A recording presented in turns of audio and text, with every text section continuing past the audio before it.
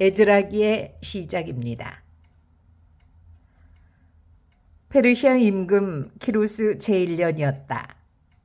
주님께서는 예레미야의 입을 통하여 하신 말씀을 이루시려고 페르시아 임금 키루스의 마음을 움직이셨다.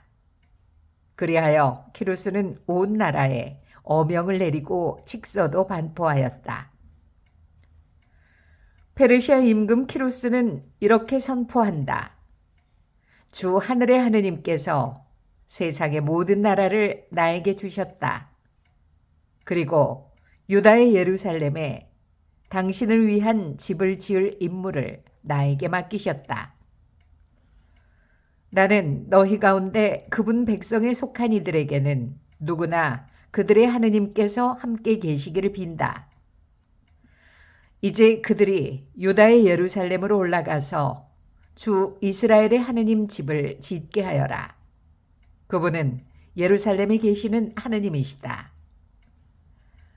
이 백성의 남은 자들이 머무르고 있는 모든 지방의 사람들은 예루살렘에 계시는 하느님의 집을 위한 자원 예물과 함께 은과 금과 물품과 짐승으로 그들 모두를 후원하여라.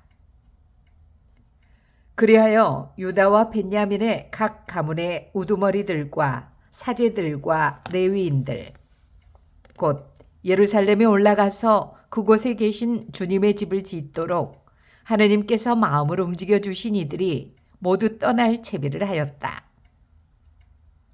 그러자 이웃 사람들은 저마다 온갖 자원 예물 외에도 은 기물과 금과 물품과 짐승 그리고 값진 선물로 그들을 도와주었다. 주님의 말씀입니다. 네, 9월 25일 연중 제25주간 월요일 제1독서 에즈라기의 시작 1장 1절부터 6절입니다. 저마다 나만의 어떤 특별한 어투가 있죠. 이거를 저 사람은 쪼가 있다. 뭐 이렇게 표현들 하는데요. 이상한 그런 나만의 특별한 쪼를 갖고 있다면 고쳐야 되는 경우가 있습니다. 고쳐야 되는 경우는 말씀을 전달하는데 방해가 되는 그런 특별한 어투일 때예요. 이게 반복적으로 어떤 특별한 어투가 두드러지면 사람들이 거기에 신경이 쓰이죠. 그러면서 신경 안 쓰이게 하고 그냥 의미 전달하는데 방해가 되지 않는다면 상관이 없는데 자꾸 그 독특한 어투에 신경이 가서 의미 전달하는데 방해가 된다면 고쳐야 할 필요가 있겠죠. 그런 특성 중에 하나가 이렇게 하시는 분들도 있습니다. 이를테면 끊었을 때 우리가 보통 에즈라기의 시작입니다 하면 여기에 중간에 이렇게 구분을 하기 위해서 에즈라기의 시작입니다. 이렇게 하죠. 네, 에즈라기의 이 조사가 너무 강하게 두드러지는 경우 에즈라기의 시작입니다. 에즈라기의 그러면 에즈라기가 중요합니까? 이 조사의가 중요합니까? 당연히 에즈라기가 중요하죠. 그런데 에즈라기의 의가 강조되죠. 그러니까 중요한 것은 에즈라기인데 조사 A가 더 강조돼 버리면 주객이 전도된 상태죠. 이런 것은 의미 전달에 당연히 방해되죠. 고쳐야 할 습관입니다. 이를테면 여기 2절 보겠습니다. 페르시아 임금 키루스는 보세요. 페르시아 임금 키루스가 중요하지 는이 중요하진 않거든요. 그런데 페르시아 임금 키루스는 이렇게 선포한다. 주 하늘에 하느님께서 세상에 이런 식으로 이렇게 끊을 때마다 그 부분의 조사가 뒷부분을 심하게 강조하는 경우 의미 전달에 방해를 줍니다. 고쳐야 할 습관이겠죠?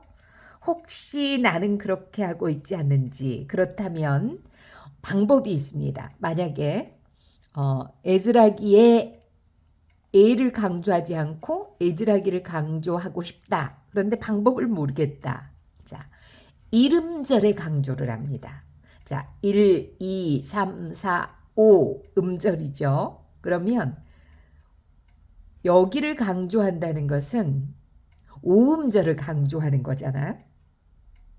그런데 이 애절하기를 강조하려면 이름절을 강조해 보세요.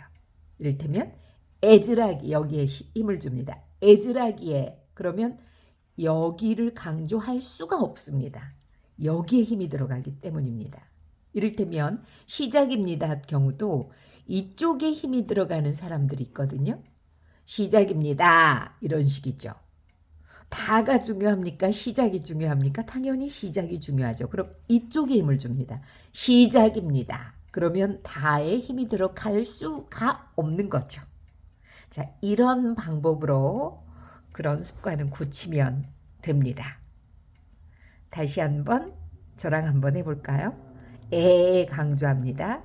애절하기에 시작입니다. 그러면 당연히 앞부분이 강조되겠죠? 그렇게 연습해 보시기 바랍니다. 오늘도 평화를 빕니다.